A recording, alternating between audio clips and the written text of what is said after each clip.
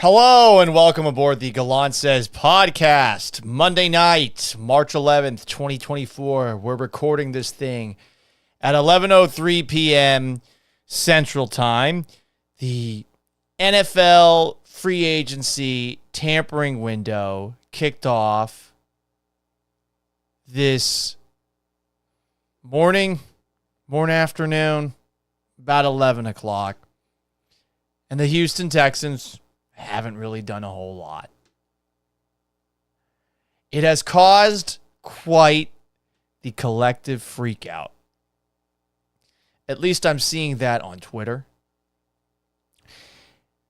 I've been, quite honestly, off the majority of the major social media apps today because it feels like there were new things happening every 5-10 minutes. And for me, with the way that specifically the number one news for sports app that there is, Twitter, with the way that there's so many blue check marks and I don't know who the fuck to trust and who not to trust, I figured I'd just wait until a lot of things were confirmed and then react once the day was done. There's a lot of people, though, that need some Xanax, weed. You need to chill. You need to relax. It was a slow day for the Texans. It's not worth freaking out over. And worse, it's not worth getting angry like the Texans just blew a major lead in a playoff game. The season is done and the future is in question. I know that people want big splash signings to piggyback off of what we just saw this past season, where they won the AFC South, where they advanced to the playoffs, where they beat the Browns, and at least for a half hung in there against the Baltimore Ravens. But this is never when, outside of maybe the Denver Broncos of the mid-2010s, a team wins a Super Bowl. This is not the time of year that happens. And I know I have a pretty good understanding of the NFL's history, but I feel like a lot of people have completely forgotten what happened last year or the year before that. The teams who spend big today specifically, but over the first couple of days of free agency, it doesn't usually turn into a Super Bowl. And God forbid I football splain to you, but as someone who grew up watching the greatest football dynasty ever, I remember laughing every single year at the teams who lost their fucking minds the first couple of days of free agency. Because you knew, based on a very lengthy track record, that it probably wasn't going to work unless there's somebody like, I don't know, Peyton Manning on the team and there's an added urgency to win because he's up there in age. And that's not where the Houston Texans are right now. I want to read some comments. YouTube.com/Paul Gallant or on Twitter @Gallant says. Mike D is commenting, I'm freaking out, man. Derpy Entertainment says, totally a slow news day. And Fuentes Respecter says, we have the same mindset of the 3-14 Texans. Bargain shopping, the clearance rack. Well, here's the thing. That's what you're supposed to do. I know people want more, but in the salary cap era, do you want to overspend on players who don't live up to the contract, who are going to be gone 1 to 2 years in? No, I don't think you do. NJ Fuentes Respecter continues by saying, you can fill major holes in free agency and draft picks don't cost much. We are going to end up overpaying C to C minus players. on B to B plus salaries. I don't know if that's the case. I don't. But let's talk about what they did do, because they did do some stuff today. They signed Danico Autry, 2 years, $10 million, 11.5 sacks last year for the Tennessee Titans, 12 tackles for a loss, 17 QB hits. They also signed another Tennessee Titan, Azeez Al-Shaair, who played for DeMeco Ryans with the San Francisco 49ers from 2019 to 2022. He was a Titan this past season. He had 163 tackles, 2 sacks, 4 pass deflections, a fumble recovery, and they believe it is an upgrade over Blake Cashman. I believe the details that I saw were $10 million a year, 3 years for $30 million, something along those lines. I know they're not names that you've heard of, but would you have rather given what the Minnesota Vikings gave to Jonathan Grenard? 4 years, $76 million with $42 million of it guaranteed. I suppose that's the one thing you could potentially second guess. But do you think that Jonathan Grenard is going to do what he did this past season on a regular basis going forward? That's what the Vikings are paying for. And they're in a weird spot because Kirk Cousins just left. Now, you can't really, I guess, look at that and say, oh, this is going to be a move that gets the Vikings more wins because of their quarterback situation. But is he going to have that same kind of production in Minnesota as they use him to replace Danielle Hunter, who they released? Apparently the Houston Texans are, at the very least, thinking about him. I don't know.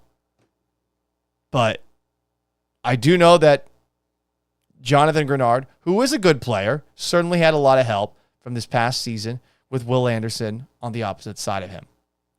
More deals. They signed Jaguars former defensive tackle Foley Fatukasi to a 1-year deal. They signed a couple of defensive backs who haven't done a whole lot in their career. Jeffrey Okudah, who was the 3rd overall pick of the Lions a couple of seasons ago, a 1-year deal worth up to $4.75 million. He was in Atlanta last year. I'm curious to know if he played well against the Texans. I would ask that same thing about Foley Fatukasi with the Jaguars, and the same thing with Danico Autry and Azeez Al-Shaair with the Titans. All 4 of those guys played against the Houston Texans this past season. A couple other defensive backs, Lonnie Johnson, who you might remember from famous television show on YouTube, Life of Lotto. I'm just kidding, but he was a 2nd-round pick of the Texans not too long ago. They signed a special teamer in Mike Ford, 2 years worth $4.5 million, and they replaced Cam Johnston with a punter who was an All-Pro and Pro Bowler with the Chiefs in 2022. 2-year, $6 million deal. The Chiefs had signed Matt Araiza, the punt god, who, if you remember, was charged with a sexual assault, but I believe that the details of that case led to him getting released by the Buffalo Bills before all the details came out. And I believe he was exonerated in that situation, so now he's on the Chiefs. Tommy Townsend, no longer a member of the Chiefs. They also re-signed a couple of players. They re-signed wide receiver Noah Brown. I think that was a smart play. They re-signed defensive tackle Khalil Davis, nickel corner Desmond King, and safety Eric Murray. That one's a little bit of a head-scratcher. And also back, we saw that Dylan Horton is in remission from stage 4 Hodgkin's lymphoma. He played 10 games for the Houston Texans last season. So those are the moves. And yeah, none of them jump off the screen. But this is the time of year that I don't think that winning really helps you. I know that everyone wants 1 player or 2 players. Did you feel like they were 1 to 2 players away from winning the Super Bowl? Making it to the Super Bowl? With the way that Baltimore just overwhelmed them, specifically in the trenches. The Texans' offensive line couldn't do a whole lot. I think that their struggles, especially running the football, have as much to do with interior offensive line play. They had Michael Dieter, a tackle, playing center. It had much to do with that as it did with the fact that Devin Singletary is a good capable running back, but someone you could probably do better than. I don't think they were that close. And I think there's a chance that this coming season, that the tough schedule that they are going to face ultimately sees them winning less games, potentially missing the playoffs, creating a collective freakout.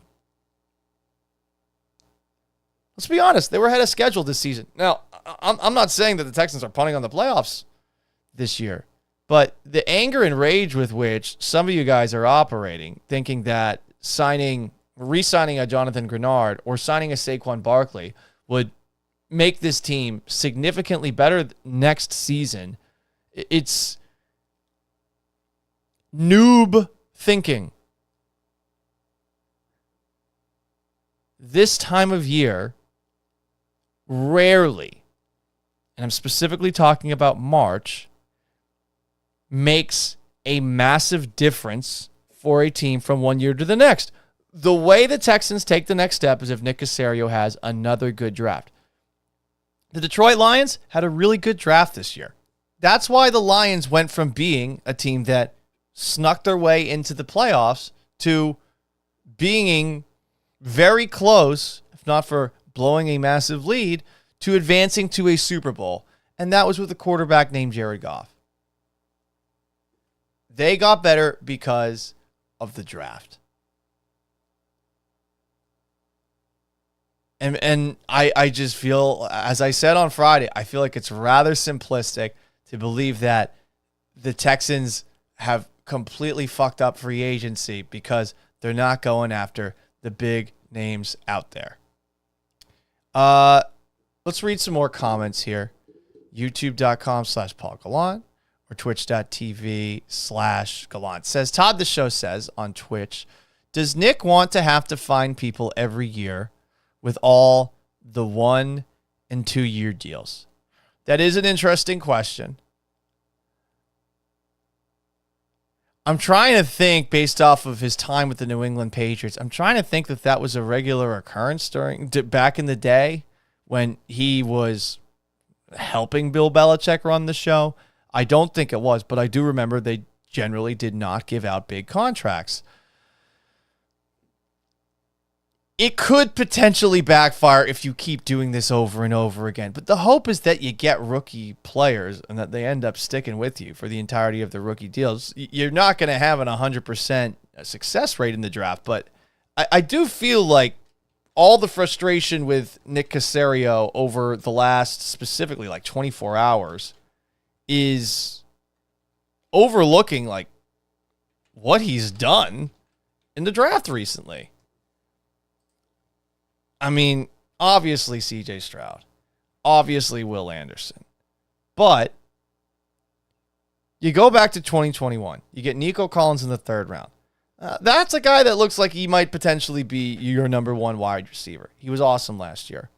Brevin Jordan has shown in moments that he's pretty good. Now, everybody else from that draft class, like Davis Mills, all right, that's a backup quarterback. Garrett Wallow did not work out. Roy Lopez, okay.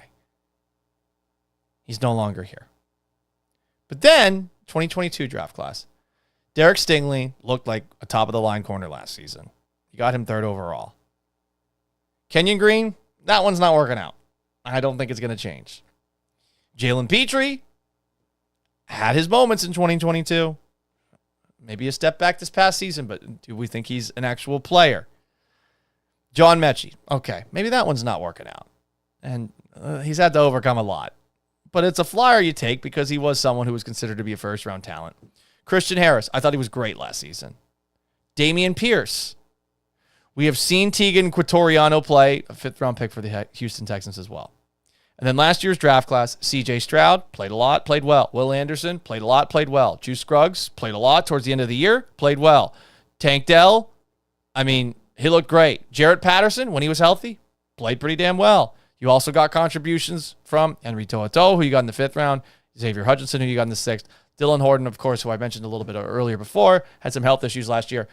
The last 3 drafts have been pretty good, and you're dumping on Nick Caserio because he's not making big splash moves on today, the first fucking day of free agency. There's more days to come. Guys are going to get released. Guys are going to be available at a bargain. Those are the guys that you want to look at, not spending big on the first day. Anyway, some more moves and more comments here. YouTube.com/Paul Gallant or on Twitter @GallantSays. Daniel Ramirez says sources say the Texans are interested in adding one of the new running backs on the market. I believe Cody Davis, who covers the Houston Texans, said that Joe Mixon is a possibility. I don't think I want Joe Mixon, given his history with punching women, pulling guns on women. NJ Fuentes Respecter says, you only have so many draft picks. It sounds great to say build through the draft, but it's not that easy. Tons of picks miss. If you're relying on picks to hit, you're going to have a lot of holes. I don't disagree with that. But I feel like people would have been happy with one or two big signings for a team that has tons of free agents. And okay, maybe that is a Caserio problem. The fact that you're signing guys for 1 to 2 years and then you got to sign more guys for 1 to 2 years. And it's going to be hard to nail all of those guys that you sign every single offseason. I understand that line of thinking. But you also can't regularly give out 3-4 year deals to guys out here who might not be scheme fits, especially when you might be overpaying if you're spending on the first day. Julian Haddad says not having Tank Dell hurt us a lot. I agree with that. Who do you see at running back? There are still options available at running back. Now, here's what happened at running back today. Saquon Barkley signed with the Eagles. 3 years, $37.75 million, 26 guaranteed. The contract could be worth up to $46.75 million, which I imagine would have become the sticking point for the Texans there. The Texans offered 3 years for $33 million. They probably figured we're not going to go over that. And that was a top-of-the-market deal for a running back. DeAndre Swift, 3 years and $24 million. Tony Pollard, 3 years and $24 million with the Bears and the Titans, respectively. Devin Singletary, not going to be a Houston Texan next season, and that might have been a bit of an oversight. 3 years, $16.5 million. And then Zach Moss signed a 2-year, $8 million deal in Cincinnati, which led to the Bengals releasing Joe Mixon. So those are the running back options that are off the board. But you have Derrick Henry still out there. You have Aaron Jones, who the Packers released today. I like Aaron Jones a lot. Is Josh Jacobs an upgrade over Aaron Jones? Yeah, and Aaron Jones signed a 4-year, $48 million deal back in 2021. Those deals don't really age well. But the guys who got cut as cap casualties and who might be taking less because of deferred money, or who might be taking, might on top of that just be, willing to take a lesser deal because their market is now lesser because the team just parted ways with them. They don't have the leverage or whatever. Those are the guys that I would like to see the Houston Texans go after.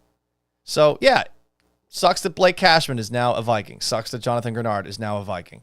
Sucks that Cam Johnston has left. He's a Pittsburgh Steeler. And it's annoying to watch other teams like the Chiefs re-sign Chris Jones to a 5-year, $158.8 million deal, to see the Raiders sign Christian Wilkins as a very Raiders deal, 4 years, 110 with $84.75 million guaranteed. Did you want to do that? Did you want to do what the fucking Giants did? This Brian Burns trade's insane. They traded for him 24 second, a 25 fifth, and gave him an $150 million deal with $87.75 guaranteed. He had 12.5 sacks in 2022. And I suppose since the Panthers were so bad last year, it was hard for him to get sacks. 8 sacks this past season. Did you really want them to make a move like that? Because that's the kind of move that they were going to have to make to get a top-of-the-line pass rusher. I still at defensive tackle, I'm hoping that they're able to do that with a guy who just got released, Eric Armstead, 5 years, $85 million guaranteed deal that he signed with the 49ers back in 2020. He's a 6'7" defensive tackle. The 49ers asked him to take a reduction in 2024. He declined it. He did have 5 sacks in 12 games last year. that is somebody that I hope that the Houston Texans pick up the phone and call about. But it's also because I know that they're not going to be giving him what Chris Jones got, what Christian Wilkins got, what Justin Madubuike got. And I know as some people have commented on some of the videos that I've posted, like, oh, Paul, it's not your money. I know it's not my money. I get that. But it's about the actual managing of the NFL salary cap. And managing the salary cap, guess what? It means that you're going to have to make some sacrifices at certain spots. And just like I said in the last episode, because you have CJ Stroud, you have the luxury of making sacrifices in certain departments. Losing players hurts. You're going to have to do well in the draft. But what could they have done differently in free agency that realistically is going to make them significantly better? Saquon Barkley, signing him was not it. They would be better at running back than they are right now. That's for sure. But because of one day and the way that everyone's got to have a take on everything, I just think that everyone is overreacting because you've been impatient for the last couple of seasons. And when do any of us make good decisions when we're impatient? Very rarely. YouTube.com/Paul Gallant, or on Twitter @Gallant Says, or on Twitch, twitch.tv/Gallant Says. Jacob Byers says, I don't know really how this ends, but I'm chill. Did you see that Sean Pendergast tweet about the Texans adding Joe Mixon? I will have to look that up really quickly. I am very curious as to what that is. That's a very vague tease. Look at you. Maybe you'd do well in the radio industry. Here we go. I realized that Mixon to the Texans rumors. Here's the thing. If there's an organization that has no statute of limitations on belting a woman with a closed fist, it's the Texans. Mixon did that in 2014. Feels like with the Texans, it might as well be last Thursday. Maybe I'm wrong. Sean also responded to somebody who said, oh, and you're perfect. F out of here. I think it's funny the people that will come back to you when you say, like, yeah, hitting a woman is wrong, and say, like, oh, like, you're perfect. Yeah, I've never violently beaten someone who's smaller than me. Specifically, I've never beaten a woman. And I think it's weird how some people believe that you can't judge someone who's been a real piece of shit multiple times. Mixon has a recent incident. I remember when the Mixon incident went down because I was just starting to do shows on the radio. And I still feel this way. I think if you've done a violent crime, and especially if it's proven, like, sorry, fuck off. You're out of the league. Oh, but everyone deserves a second chance. Yeah. Get a second chance elsewhere. If you do shit like that, fuck you. You're out. Period. Yeah. A lot of teams are going to look the other way. The Bengals are well known for it. This isn't the only problematic running back that the Bengals have brought in. Remember Jeremy Hill, who had an incident? I don't think it was with a woman, but a similar incident while he was at college at LSU. So I'm with Sean on that one. I think Sean is right. That is something that I think they are unlikely to do. Why my God? Comments. We still got holes to fill in free agency. Ward has 1 year left on his deal, so safety is one. Justin Simmons. I want Quandre Diggs. Middle linebacker. It seems like Azeez Al-Shaair, who they signed away from the Titans, is the guy that's going to replace Blake Cashman at middle linebacker. I think they're going to let Denzel Perriman walk. I think that the links with Patrick Queen, I don't know how realistic they are. It sounds like there's some pessimism about the Texans being willing to pay Queen all that he wants. So we'll see, but I doubt that's going to happen. What I'm looking for is the same that I was looking for at the beginning. If you listen to the episode on Friday night, I would like the Texans to get an interior defensive lineman. I hope Eric Armstead's the guy. Maybe that's the one big splash purchase that they make. I hope that they go after somebody on the interior offensive line who's got a little bit of experience. I don't know if you put him at center or if you move Juice Scruggs from left guard over to center. I'm looking at Kenyon Green like a lost cause right now. Maybe the Texans don't feel that way. But I feel like they can do better on the interior. Obviously, they've put a lot of money into the offensive line as it is with the contract they gave Shaq Mason, Titus Howard, Laramie Tunsil, but I feel like the offensive line was more of an issue for the running game this past season than the running backs. But right now, you do need a running back. I've brought this up a couple of times the last few days, whether that's on the radio or on this. I don't think Dameon Pierce is absolutely done, like some believe. I don't think that Dameon Pierce necessarily is a complete wash at this point. I think in 2022, he played great. I think he's very talented. I think he's got skills. He's going to have to learn to be a little more patient to perhaps fit in this Bobby Slowick offense. But I think the idea that Pierce is a completely lost cause is an overreaction. He has played well in the league before. I think that from a physical perspective, he was clearly more talented than Devin Singletary. He has power and an ability to break tackles that very few running backs in the league have. Don't write this guy off. Now, they do need help at running back, and they should be looking at veteran help, but I would rather go the route of an Aaron Jones. I would rather go the route of Derrick Henry. I'd rather go the route of somebody who is still available, because that likely means that you will not have to pay them as much unless they're sitting out and they're just waiting for a bigger deal. We got a ton of comments that I got to scroll through. So let me try to catch up as best as I can. Balin Rio says, I'm fine with what we're doing as of now. Yep.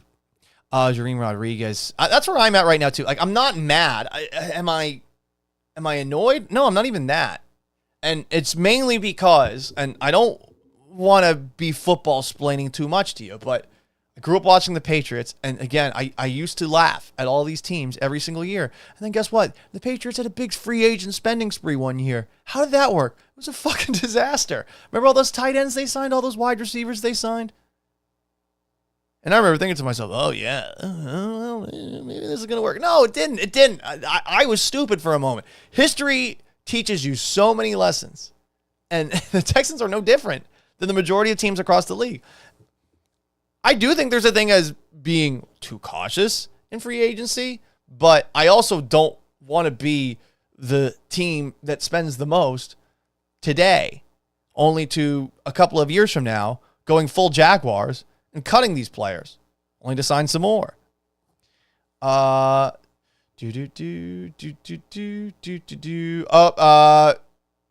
says, I need to change the bottom line. Yep, you're right. I do need to change the bottom line. I forgot I have a new show. Be honest, I've been lazy on a lot of fronts of late. More comments here. JB says, offseason isn't done, but today the Texans got worse. Here's the thing, though. Here's the thing. We're day one of the tampering window. Like, technically, the league year hasn't even begun. There's tomorrow. There's the day after tomorrow. There's the weeks to come. And there's the draft. Value moves aren't beating Baltimore or Kansas City, getting to the AFC title game or Super Bowl. No, players improving is what's going to help the Texans take that next step. It's C.J. Stroud getting better. It's Will Anderson getting better. Remember that some of these young players are young and are going to get better with time. Nico Collins finally figured it out his third year. Tank Dell, how much better is he next year from where he was this past season? Juice Scruggs, Derek Stingley. And some guys took a step back this past season, but there's a lot of young players on this team that are still under contract, and it's not just that you're expecting to, fill some of these holes in free agency or in the draft. No, you're also expecting some of these players to improve. They were a very, very young football team with some of the players that were out there this past season. And guess what? A lot of these guys are going to get better, especially if they're playing for a coach like D'Amico Ryans. NJ Fuentes Respector says, it's a crime to waste a year of a rookie quarterback contract, but this isn't wasting a year of a rookie quarterback contract. I just don't feel that way at all. What? Because you didn't sign fucking who that went today could you have gotten? It's like Saquon Barkley is really the only one. And I'm sorry, he had 3.9 yards of carry last year, and he's injured regularly. And you want to give him some sort of deal that's worth up to $47 million? which the Eagles gave him. That's a weird move by the Eagles, who seem to be circling the drain right now. YouTube.com/Paul Gallant, Twitch.tv/Gallant says, or on Twitter @Gallant says. Trying to scroll through as many comments. All the top teams make big and smart moves. See Baltimore, Kansas City, San Francisco. Yeah, but did you see the receivers the Chiefs were working with this past season? Because that's where you guys want to spend for the most part. And I am generalizing, but I think a lot of you guys wanted to see the Texans go big at wide receiver. Maybe you're still hoping for a T. Higgins trade. You wanted Saquon Barkley. Maybe you wanted some of the premier pass rushers out there as well. And look at the Chiefs. Isaiah Pacheco is a late-round draft pick at running back. Way better than Clyde Edwards-Helaire, who they drafted in the first round. And I believe is no longer on the team. Or is at least going to get cut. Yeah, they had Travis Kelce, who did not play well this past season, but their wide receiver were awful this past season. And some of whom they spent money on, like Marquez Valdes-Scantling. When you got a quarterback like C.J. Stroud, you are going to be able to make sacrifices to help the roster in other spots. If you want to criticize anything today, it could theoretically be that there are just so many free agents for the Houston Texans that replacing them all, trying to keep them all, is an impossible task for anyone. But did you need to keep all of these players on a 10-7 team that gave up a lot of big plays defensively? I think really the most interesting detail, I saw it on Texans Reddit, and it was showing the amount of cap space, and things have changed today, obviously, with some of the signings. But I saw it before my radio show today from noon to 3, ESPN 97.5 and 92.5. And it showed that the Texans are putting like $155 million of cap space towards the offense and something like $59 million towards the defense. It's because they're putting a lot of money into an offensive line that dealt with a lot of injuries last year. They're putting a lot of money into a, well, not as much money, but they're putting money into a receiver group right now that doesn't have a lot in it. So, okay, you could say, well, add there. You could say the same thing about, I guess, the tight end group, though they did bring back Dalton Schultz. Running back, obviously, there's no one right now. That has to be addressed. It has to be addressed. There's no ifs, ands, or buts about that. But you put a lot of money into the offensive line. When you got a good offensive line, you got a great quarterback. You're supposed to make some of this work. This is partly, and maybe it's an unfair position to put C.J. Stroud in, but C.J. Stroud has to make this work. Tom Brady made it work with less as he got later in his career, and the Patriots defense stopped being the juggernaut that it was in the early 2000s. And Stroud's on I think, much more accelerated track when it comes to perhaps being thought of as a top quarterback, just based off of what we saw this past season. So with that in mind, you have to expect him to pick up the rest of the roster and carry it with him. And I know that a lot of people think that you're perhaps putting Stroud in an unfair place by not adding big names in free agency, but I really don't think that one or two players are the difference for the Texans this season. I think some of us might be frustrated with the Texans this coming season, much like we were with the 2016 Astros. 2015, the Astros make the playoffs. You're feeling great. 2016, a lot of stuff did not go well. 2017, they win. I don't think that the way last season went means that there's a very good chance at them going to the AFC Championship game and further. I'm not saying it's impossible, but I think it is more likely for a slight step back this coming season than a step forward. And I think if you perhaps add in free agency, you could be taking a slight step forward for the short term, but are you taking a massive step towards overtaking Kansas City? I guess Cincinnati with a healthy Joe Burrow, Baltimore. It's a loaded AFC. I'm not saying sit back and don't do anything, but I just don't think that re-signing Jonathan Grenard or signing Saquon Barkley today would have done a lot. I would have liked to see them sign Swift or Pollard or Singletary. I wouldn't have minded that. But again, to this point, there's nothing that's happened that I feel like should have us all freaking out the way that they are.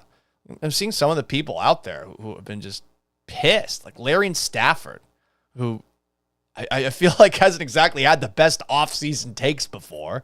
It's the guy who was pushing for the Texans to like get Malik Willis and saying, well, we ride if we don't. And I'm sorry, Larry, if I'm perhaps simplifying that a little bit, but I think right now the level of anger that people are showing towards this team is completely overlooking what they did this past year. I get it.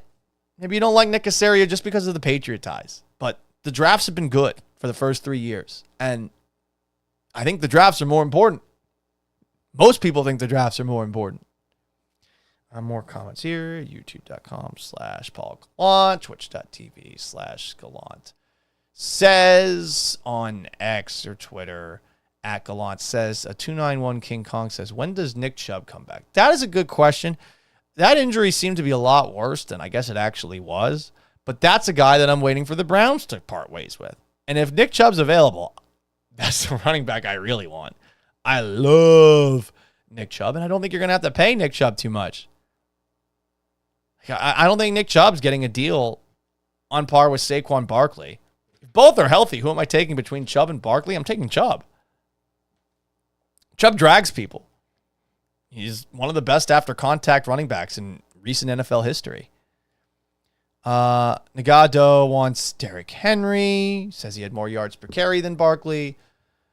I do think you got to wonder, would Henry be consistently able to get to the outside here? Well, you got 2 highly paid tackles, then yeah, that should help out. What else do we have here? Siloth04 asks, question about Eric Armstead. Has he actually been released by the 49ers, or is a release from the 49ers still pending? I believe it is still pending, but it is expected to happen because they asked him to take a significant pay cut, and he said no. So unless he called them on their bluff, yeah, I don't see that happening. People are bringing up players in the draft. Sorry.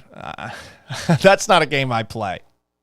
I know that's going to frustrate some, like you want like the most diehard Texans talk, but nah, the draft cycle, it's such a crapshoot.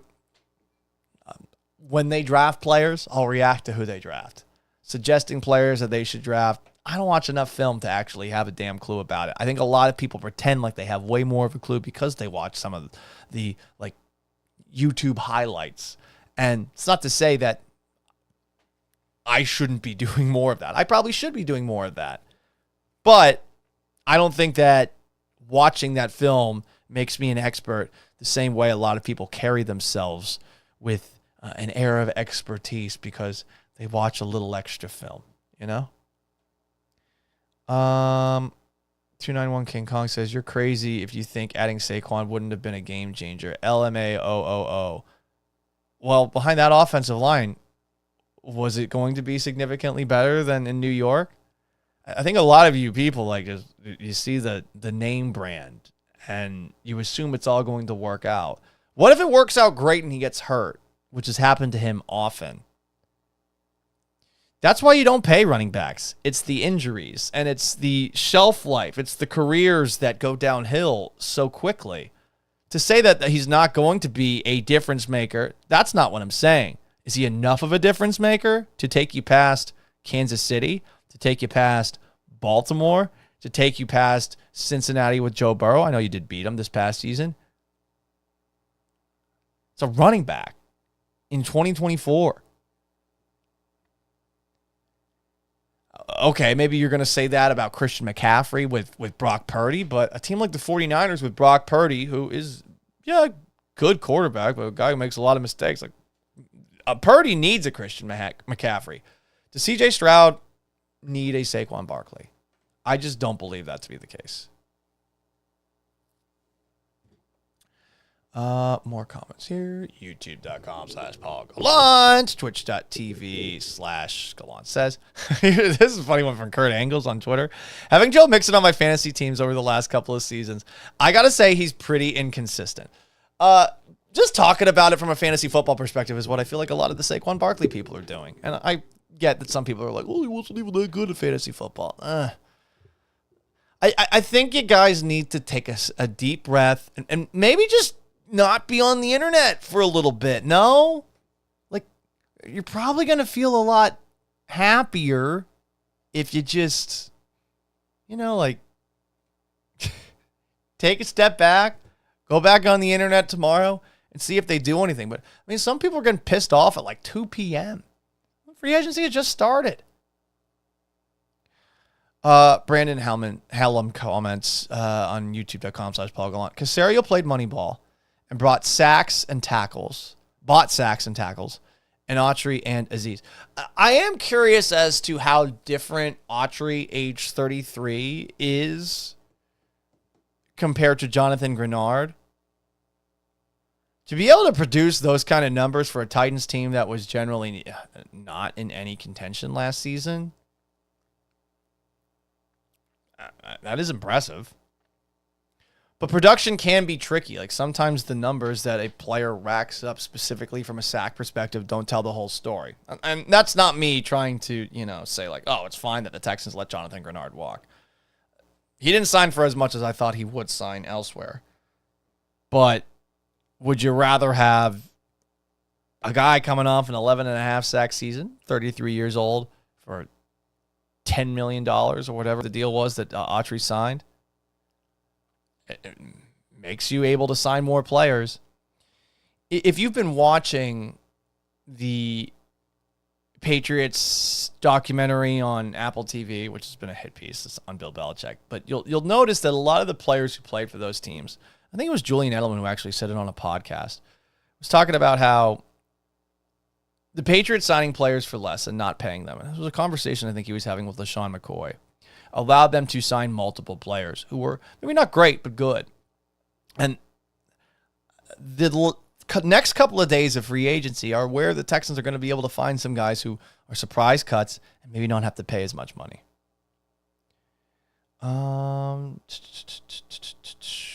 Jeez, there's a lot of comments to cycle through. People are asking about safety, Justin Simmons, blah, blah, blah, blah, blah, blah, blah, blah, blah, blah, blah, blah, blah. David Jackson Music brings up Alvin Kamara is probably going to be released. Yep, that's another running back that's going to be available. Aaron Jones is signing with the Ravens. Let's see. I actually have some of the stuff I got to look up. I don't think that is official. Yeah, that is not official. It's not at least coming from any of the accounts that I care about. Some of you guys follow too many of those like ML football or like JPA bullshit. Or Dove Kleiman, who's completely full of shit. That guy, fucking idiot. That guy was trying to tell me like what the Patriots were when I was growing up. I'm like, motherfucker, you never saw them. You live in a basement in Israel. Shut the fuck up. Guy blocked me. I wonder why. More comments. It doesn't have to be just Arik Armstead. Can be Reeder, Chase Young, Clowney, Hunter. Yeah, there's a lot of guys out there. It's not like everybody is off the board. It's not off the board. The window was now, says NJ Fuentes Respector. What the fuck are you talking about? I like you, NJ Fuentes Respector. The window was now after day fucking 1. Look, the Chiefs are still good.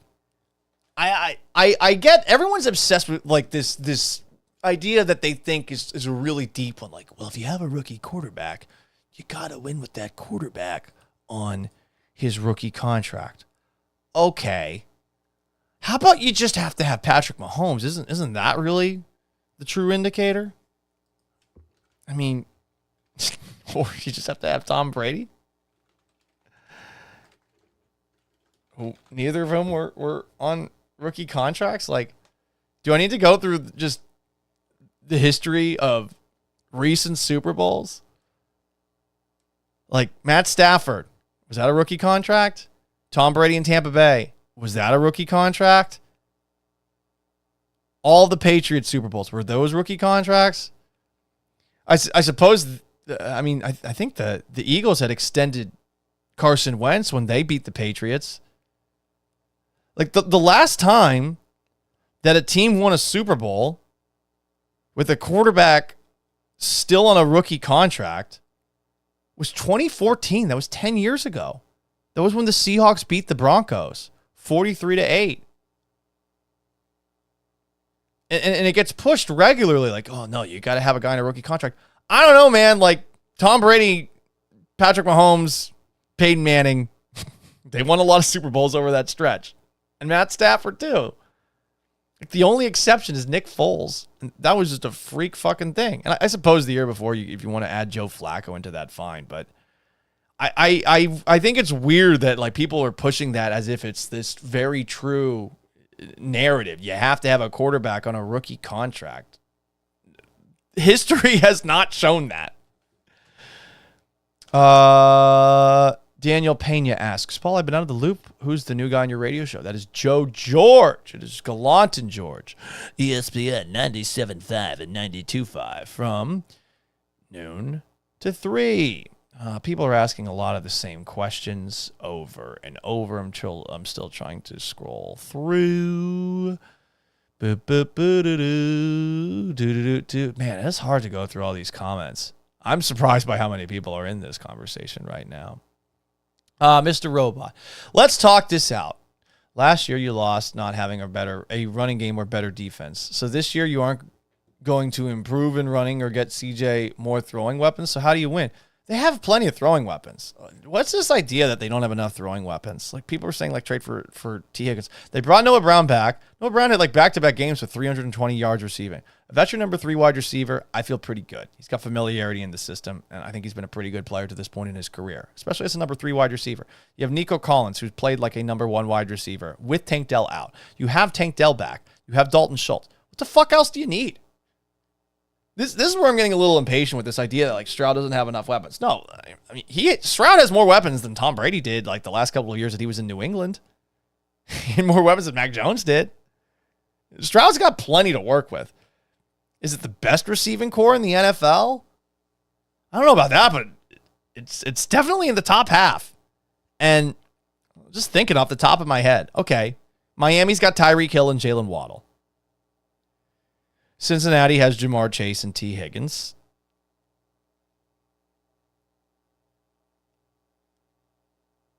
I'm looking through the rest of the receivers. I don't think there's really anyone that's better in the AFC South. The Chargers are going to have to make some cuts. They have Keenan Allen. They have Mike Williams. It's not the Broncos. It's certainly not the Chiefs. CeeDee Lamb, it makes the Cowboys receiver group pretty top-heavy. The Eagles have Devontae Smith and A.J. Brown. That's pretty damn good. The Rams have Puka Nacua, and they have Cooper Kupp. The Seahawks have DK Metcalf and Tyler Lockett. The Bucks, Mike Evans, still Chris Godwin. Like, the Texans have a top 10 receiving core if you just add the whole thing together. I don't think that Stroud is lacking for weapons. Could they have a better running back? Okay, fine. But again, it was the first day of free agency. We're still going to see some surprise cuts. Brandon Hallam, can we take a moment to laugh at the fact that the Jags are Mac Jones to Gabe Davis? Well, it's going to be Trevor Lawrence. Some guy who does a TV show, one of those Speak for Your Pizza shows with my guy Nick Wright, is still like making Mac Jones takes, and I'm assuming he's doing it as a bit. I don't get how anyone can, like, honestly say on the air, like, that Mac Jones is going to challenge Trevor Lawrence. Dennis Moncla comments, my true level of anger is missing out on a great running back when we are hurting so badly for one. Man, it's 2024. Like, I don't think any team's really hurting for a great running back. And okay, well, let's take a look at the top teams in the AFC this past season. Bills made the playoffs. They had James Cook as their best running back. The Dolphins had some running backs. And they needed those running backs because Tua Tagovailoa is not as good. They had Raheem Mostert, who had all those touchdowns. They had Devon Achane, who was averaging almost 8 yards a carry when he was healthy. Okay, that's a pretty good running back group, but don't you need that with Tua? Browns lost Nick Chubb. That hurt. The Ravens, Lamar Jackson was their leading rusher. Steelers weren't really able to do much. Bengals took a step back, obviously, with Joe Burrow going down. Well, the Colts have Jonathan Taylor, so maybe that's a team that you're looking at. It's like, hey, they got a guy, but you know, if you've to bring it back to fantasy football, which is I think one of the reasons that people are so upset that you're not getting big names. I mean, how many teams have a guy that's at the top of the line? Like if you're playing fantasy football, how many running backs are there out there that you're like, yeah, I want to take that guy in the first couple of rounds? And obviously that's not what these teams are looking at, but the running back's going to push the team over the top. You know, people will talk about that maybe with the San Francisco 49ers getting Christian McCaffrey, but I mean, that team's fucking loaded. It's not just at running back that they've been loaded. They have great defensive players. They have great receivers. They have George Kittle as well at tight end. And that's helping Brock Purdy out a lot. I'm not the biggest Brock Purdy fan. I think he's a little careless with the football. Maybe less so than Jimmy Garoppolo, but no, I think it's weird. Everyone pushing for the running back in 2024. It's 2024, guys. It's not the biggest deal. Sorry, there's a lot of comments. I appreciate you guys all joining me to comment. I will once again say though, if you're mad, just take a deep breath and relax. Like this day is not the end. We're gonna have another show on Thursday. Things will happen between now and Thursday. I'm sure more bargain signings will be made, but you know, as someone who grew up watching the Patriots, again, I used to laugh at the teams that spent big all the time.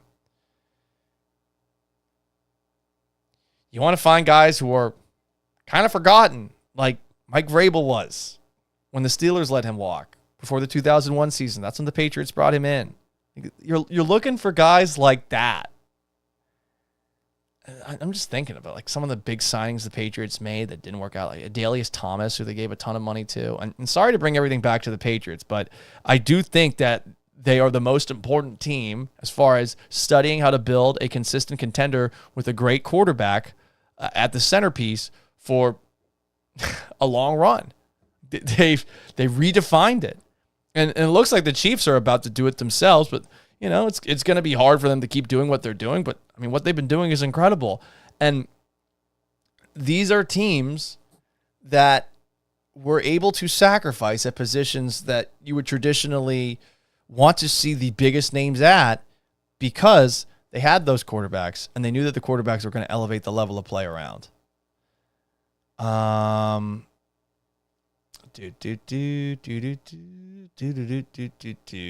asking, is Jeff Okudah any good? It is 100% a lottery ticket that you're getting with Okudah. I think they paid a lot for him. He is a guy that has not worked to this point. I'm wondering if the tape from the Texans-Falcons game earlier this year, if he looked good in that game. I'll be honest, I don't remember. Okudah specifically, I was like, oh yeah, Okudah was on the fucking Falcons this past year, not on the Lions anymore.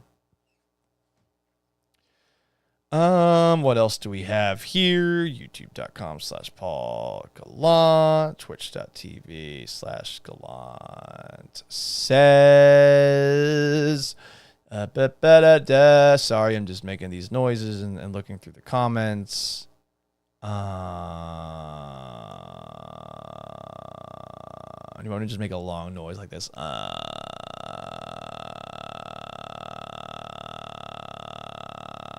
I'm sorry, I'll stop. What time does free agency start tomorrow? Probably still ongoing, honestly. There's a part of me that's a little nervous that there's something that's gone down while I've been on this thing. A mid-tier third receiver signing would be nice. That's what Noah Brown is. Noah Brown produced last season, guys. Some more comments here. More comments. I'm sure the podcast edition of this show is probably a little bit messy. That's what happens with these live streams.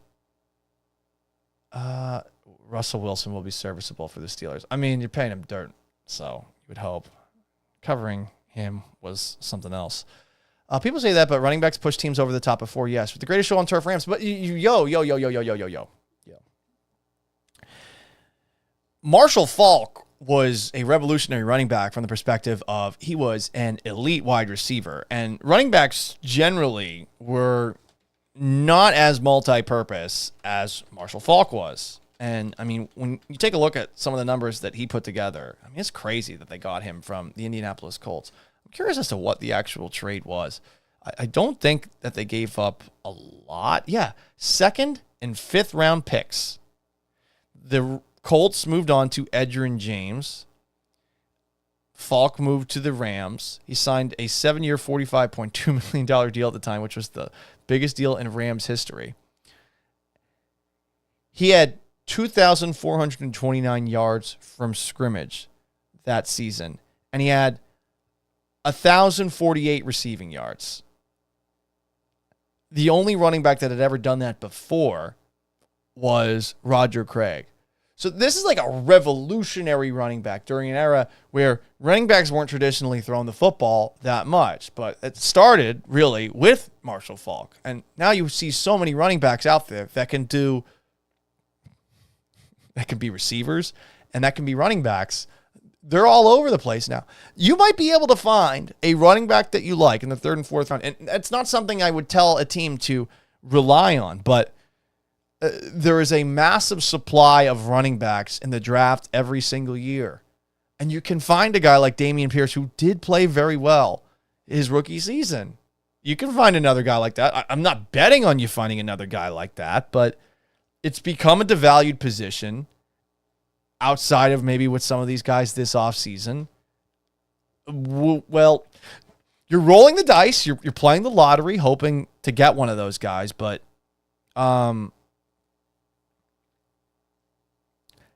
I just think it's more prudent to try to go about it that way and to wait for more cuts to happen. Like the league year doesn't officially start until Wednesday. And when the league year officially starts, there will be more players available. There will be more free agents. I would just encourage you to be patient. I know it's hard to be patient. I know it sucks to be patient. It's boring to be patient. But I'm telling you guys, like, this is not the day to get mad. And I'm a little bummed out that it feels like an awesome regular season, which is what this is all fucking about. An awesome regular season with a really awesome set of rookies that you got last year. I'm annoyed with the level of anger directed towards the Texans with what they have done over the course of the past year on the football field. And God forbid I tell you to give this team the benefit of the doubt after much of the last 4 years have been football hell. But that's what I'm asking you to do. And I think you're going to feel better for it if you just sit back and maybe don't say, like, I implicitly trust everything that they're doing. But today, there was just way too much of a freak out. We can come back to this and have this same conversation at the end of this coming year. A year where I do think it's possible the Texans take a bit of a step back just because of the fact that the AFC is so fucking loaded and they're going to have a brutal schedule compared to last year. But I think a lot of players are going to get better. And I think some people are sort of discounting the fact that there will be some significant improvement by a lot of young players this offseason. Year 1 to year 2 for receivers is generally the biggest jump. What's Tank Dell going to do? We finally saw Nico Collins make that jump. And, of course, Stroud's going to be in his 2nd season. It was an incredible rookie year he put together. Mr. Robot says, I think we are just not seeing the whole vision yet. The draft as well. And yeah, that's a big part of this. And I'm just telling you, the draft is where you win. The other place where you can win is finding bargain bin signings after a couple of guys get cut, come free agency. And the thing is not over yet. So if you need a visual hug, here you go. Here's my hug for you. relax. I'm not saying it like I'm Aaron Rodgers with a condescending tone. I'm just saying this day is not going to determine whether or not the Houston Texans advance to a Super Bowl. It's not. And I think they deserve just a little bit of the benefit of the doubt. They have earned it over the course of the past calendar year. Stop freaking out about a lack of action today. As I said on Friday, the energy that I'm getting from some of you guys is very similar to the kind of desperation that a sugar daddy might show at spring break. A sugar daddy who's like perhaps been told by someone close to him that he's running out of options. I'm not talking about myself. No, I'm not doing that. Anyway, appreciate y'all joining me tonight. We'll be back at it Thursday night. I'm still trying to figure out the times that work for me because I want to put good preparation into these. Sometimes these chats blow up. Today it has blown up. Seriously, it says there's 1,000 people watching right now. This is the most I've ever had. I think most of them are on Twitter. I'm shocked by that, to be perfectly honest. But there's also a ton of people watching on YouTube. Some of these days are a little bit slower, so sometimes we put a lot of prep in, and I end up talking to essentially myself. Sometimes we drift off onto other topics as well, but one more time, I think I've said it a million times, just relax. It's not the end of the world that the Texans do not have a top-of-the-line running back today, that they don't have a top-of-the-line pass rusher today, that they did not trade for a wide receiver. It's going to be fine. Wake up tomorrow, big smile on your face. It's St. Patrick's Day week. Get yourself a little beer. Get yourself a little alcohol. Maybe you don't drink. Maybe you want to do a little weed or something like that. Relax. Relax. Okay? I love you. Anyway, that's going to wrap up today's show. It'll be available in podcast form later tomorrow. So long, farewell, and have yourselves a wonderful, it's Tuesday, Tuesday morning. Until then, until Thursday night.